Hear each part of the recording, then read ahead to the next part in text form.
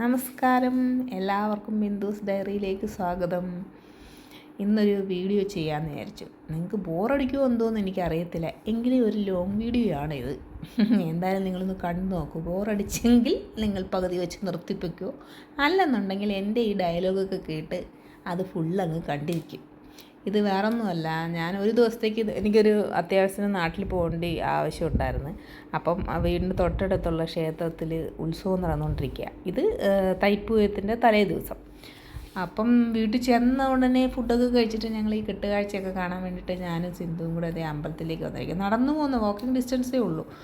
ഞങ്ങളവിടെ ഇങ്ങനെ ഇത് മുരുക ക്ഷേത്രമാണ്. അപ്പോൾ അവിടെ ഇങ്ങനെ കാവടി തലേദിവസം വൈകുന്നേരം ഇങ്ങനെ കാവടി ഘോഷയാത്രയും അതുപോലെ തന്നെ കെട്ടുകാഴ്ച എന്നൊക്കെ പറഞ്ഞാൽ നിങ്ങൾക്ക് അറിയുമെന്ന് എനിക്കറിയാൻ പാടില്ല. ഈ വണ്ടിയിലൊക്കെ ഓരോ നമ്മുടെ പുരാണത്തിലെ ഓരോ കഥകളെ ആസ്പദമാക്കിയിട്ട് അവർ കെട്ടുകാഴ്ച ബൊമ്മകളൊക്കെ വെച്ചിട്ട് കെട്ടുകാഴ്ച എടുക്കുക, അതിൻ്റെ ഫ്രണ്ടിൽ ഡാൻസ് കളിക്കുക, പിന്നെ കൈകൊട്ടിക്കളി, ഇങ്ങനെ ഒന്ന് വേണ്ട മന്നവ ചെന്ന് കണ്ടേ അറിയുള്ളൂ എന്നൊരു പഴഞ്ചൊല്ല് ഞങ്ങളുടെ നാട്ടിൽ പറയും. അത് ഞാനിപ്പം നിങ്ങൾക്ക് വേണ്ടി ഇവിടെ പറയുകയാണ്. അമ്മാതിരിയാണ് ഈ കാവടി എന്ന് പറഞ്ഞാൽ.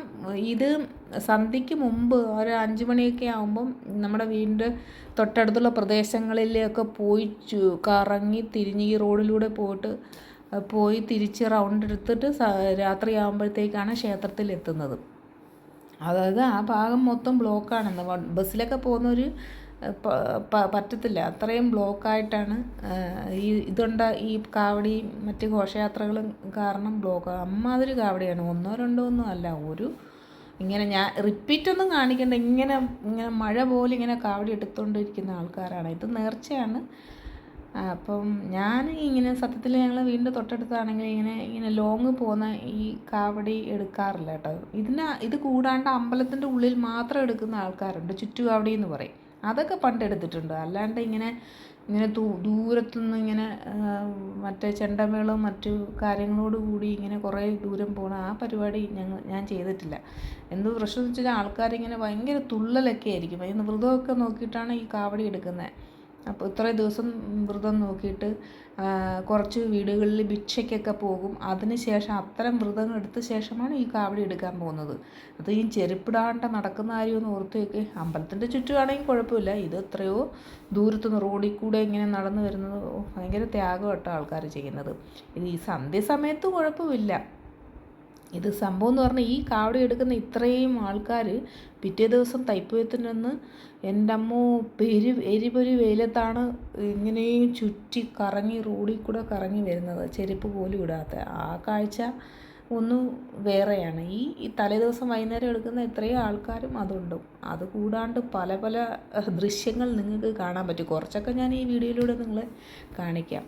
അപ്പോൾ ഇങ്ങനെ കാവടിയും ചെണ്ടമേളവും മുത്തുക്കുടയൊക്കെ ഒരു 3 റൗണ്ട് അമ്പലത്തിന് ചുറ്റും പ്രദക്ഷിണം വെച്ച ശേഷം അവിടെ ഇങ്ങനെ ഓരോരോ പരിപാടികളാണ്. ഇതെന്തോ കൈകൊട്ടിക്കളി, ഇപ്പോൾ പുതിയ ഒരു സംഭവങ്ങളാണല്ലേ ഇങ്ങനെ കൈകൊട്ടിക്കളി അങ്ങനെയൊക്കെയുള്ളു. പാട്ട് വെച്ചിട്ട് ഇപ്പോൾ ഈ പഴയ ടൈപ്പ് പാട്ടുകളൊക്കെ ഉണ്ടല്ലോ, നമ്മുടെ കലാഭവൻ മണി ടൈപ്പ് പാട്ടുകളൊക്കെ വെച്ചിട്ട് അതിൻ്റെ മറ്റേ ഡാൻസ് കൈകൊട്ടി കളിക്കുന്ന സംഭവം. അത് കഴിഞ്ഞിട്ട് ഞാൻ പറഞ്ഞ നേരത്തെ അതിൽ കെട്ടുകാഴ്ചകൾ എന്ന് പറഞ്ഞിട്ടില്ലേ, ഇപ്പോൾ പുരാണത്തിലെ ഓരോ കഥകളെ ആസ്പദമാക്കിയിട്ട് ഇങ്ങനെ ദൈവത്തിൻ്റെയൊക്കെ രൂപങ്ങളുണ്ടാക്കിയിട്ട് അവർ അനൗൺസ്മെൻ്റ് ഉണ്ടാക്കും.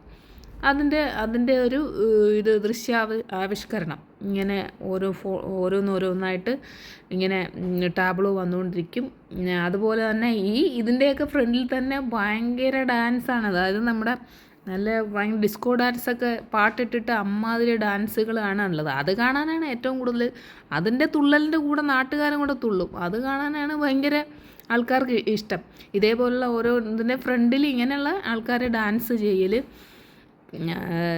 ഇതിൻ്റെ കഥകളൊക്കെ ഇങ്ങനെ അനൗൺസ് ചെയ്യുന്നുണ്ട്. പക്ഷേ ഇത് ഈ ഒച്ചപ്പാടും ബഹളത്തിൻ്റെ ഇടയ്ക്ക് ആർക്ക് എന്ത് കേൾക്കാൻ പറ്റും? ഒന്നും കേൾക്കാനൊന്നും പറ്റുന്നില്ല. അമ്മാതിരിയുള്ള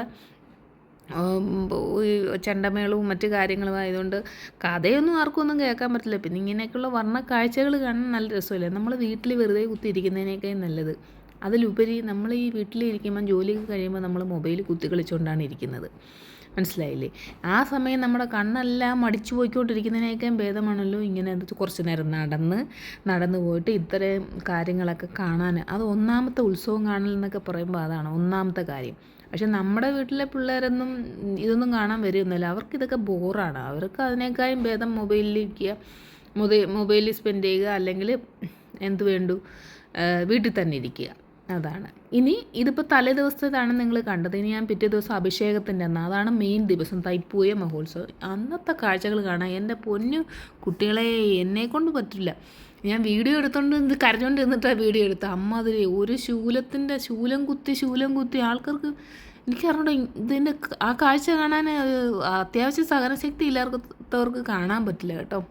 അതുകൊണ്ട് ഞാൻ പറഞ്ഞില്ലേ, പെരുവെളുത്താണ് ഈ റോഡിൽ കൂടി ഇങ്ങനെ ആൾക്കാർ എത്രയോ കിലോമീറ്റേഴ്സ് നടന്നിട്ട് ചെണ്ടമേളും എൻ്റെ ഒപ്പം നടന്നിട്ടാണ് ആൾക്കാർ നേർച്ച കാവടി എടുക്കാൻ വരുന്നത്. ഈ കാവടി എടുക്കൽ നടന്നാൽ മതി, ചെരുപ്പിടാണ്ട് നടന്നാൽ മതി. പക്ഷെ ഇത് കണ്ടോ നിങ്ങൾ, ഇത്രയും നീളമുള്ള ശൂലം വെച്ച ഒരാളൊന്നും അല്ല എൻ്റെ അമ്മോ, ഒന്നിക്കൂട് ഒരു എത്ര പേരുണ്ടെന്ന് എനിക്കറിയണം. ഇതങ്ങൾ എങ്ങനെ ഇത്ര സഹനശക്തി ഉണ്ടെന്ന് എനിക്കറിയത്തില്ല.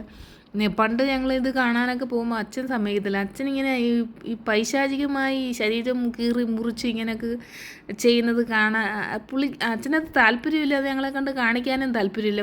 വേഗം പോകാം എന്ന് പറഞ്ഞ് പണ്ട് നമ്മളോട് പറയുമായിരുന്നു. ഭക്തിയൊക്കെ ഉണ്ട്, പക്ഷേ അച്ഛൻ ഈ ഇത്രയും പൈശാചിക സംഭവങ്ങളൊന്നും താല്പര്യമില്ല. നിങ്ങൾ കണ്ടോ ഇത്? എനിക്ക് തന്നെ കാണാൻ പറ്റുന്നില്ല. ചിലർ വളരെ സൈലൻ്റായിട്ട് ചെയ്യുന്നുണ്ട്, പക്ഷേ ചിലർക്ക് സൈലൻ്റ് ആവാൻ പറ്റില്ല, തുള്ളിപ്പോവും കേട്ടോ. ആ ഒരു അറ്റ്മോസ്ഫിയറും ചെണ്ടമേളവും ആ ഒരു വേറൊരു ലോകത്തേക്ക് അവരെ എത്തിക്കും. അമ്മാതിരി ചിലരങ്ങ് ഇതിൽ ഫിക്സ് വന്നതുപോലെയൊക്കെ കാണിക്കുന്നത്.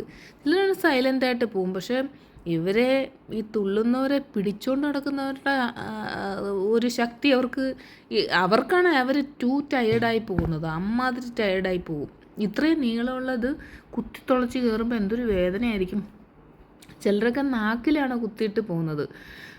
അതാണ് സഹിക്കാൻ വയ്യാത്ത. ശരിക്കും പറഞ്ഞാൽ നമ്മൾ വിചാരിക്കുന്നത് ഇപ്പോൾ ആണുങ്ങൾ മാത്രമേ ഇത് ചെയ്യുന്നുള്ളൂ, പെണ്ണുങ്ങളും എടുക്കാറുണ്ട്. പെണ്ണുങ്ങളും കുത്തിയിട്ട് പോകുന്നതുണ്ട്, വെറുതെ തുള്ളുന്നവരുണ്ട്, അല്ലാണ്ട് ഇങ്ങനെ ഈ ശൂലം വെച്ചിട്ട് ഇങ്ങനെ തുള്ളിക്കൊണ്ട് പോകുന്നതുണ്ട്. പക്ഷേ എനിക്ക് തോന്നണത് ആ ഒരു ഓളത്തിൽ ആൾക്കാർ ഓട്ടോമാറ്റിക്കായിട്ട് അവർക്ക് ആ ഒരു ഇത് വരുമെന്നാണ് തോന്നണത്.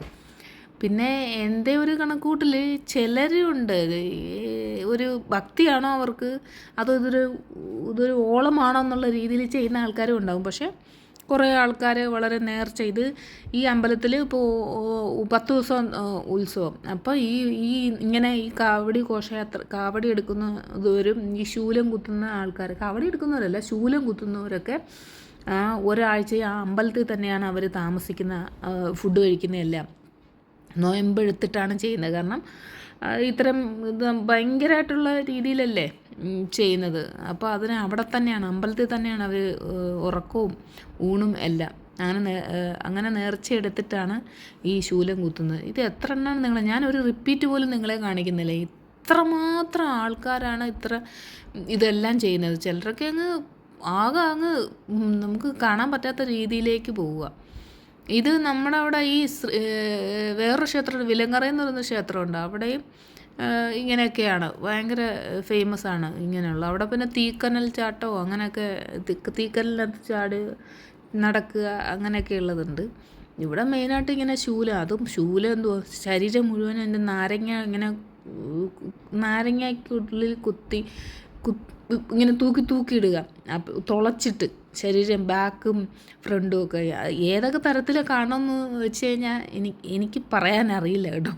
അമ്മാതിരി പരിപാടിയാണ് ഉള്ളത്.